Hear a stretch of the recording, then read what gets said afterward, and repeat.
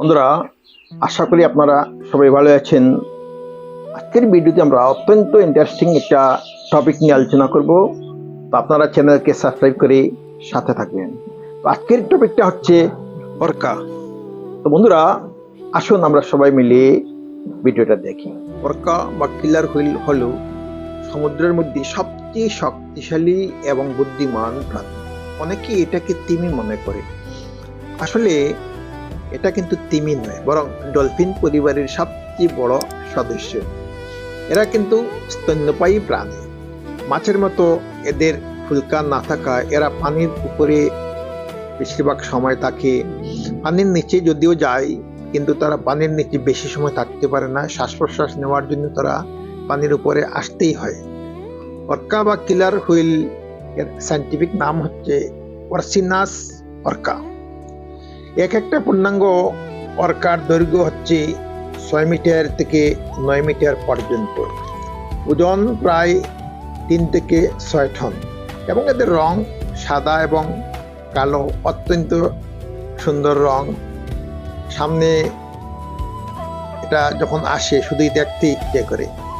পৃথিবীর প্রায় সব মহাসাগরেই অর্কা দেখতে পাওয়া যায়।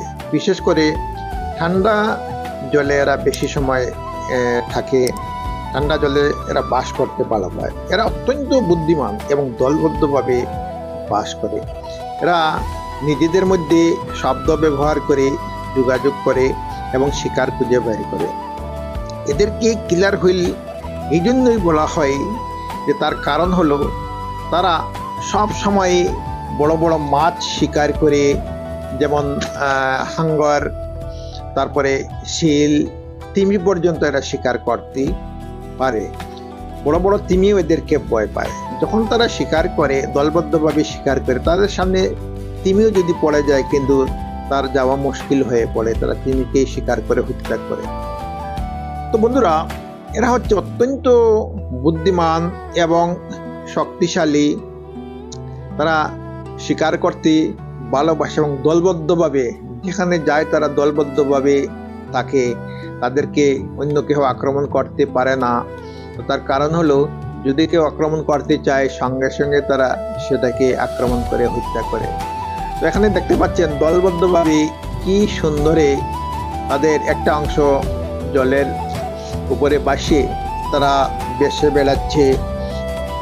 তারা অত্যন্ত স্পিডে চলতে পারে। এখন তারা স্লো মোশনে চলছে, কিন্তু এদের জলের মধ্যে চলার গতিটা অত্যন্ত বেশি। তারা ঘন্টায় 50 কিলোমিটার পর্যন্ত চলতে পারে। যখন তারা শিকার দেখে, তারা অত্যন্ত গতিতে সেই শিকারকে তারা কি করে আক্রমণ করে। তাদের সামনে থেকে শিকার কোন অবস্থায় যেতে পারে না। সেটা হাঙ্গর হোক, শিল হোক, তিমি হোক, অথবা সমুদ্রের যে কোনো মাছ হোক, তো তাদের সম্মুখ থেকে কি করতে পারে না, সেটা যেতে পারে না।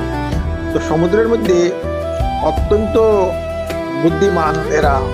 এদের বুদ্ধির সম্মুখে অন্যান্য যে সমস্ত সামুদ্রিক প্রাণী বা মাছ আছে, এরা কিছু করতে পারে না। তাদের সম্মুখে যদি পড়ে যায়, তো তাদের মৃত্যু প্রায় নিশ্চিত হয়ে যায়। এরা কি করে, মুহূর্তের মধ্যেই আক্রমণ করে এবং তাদেরকে হত্যা করে। তো এখানে একটা দেখা যাচ্ছে, একটা অর্কা তার শরীরের বেশিরভাগ অংশ বাসিয়ে একটা শিকারের জন্য তাকে আক্রমণ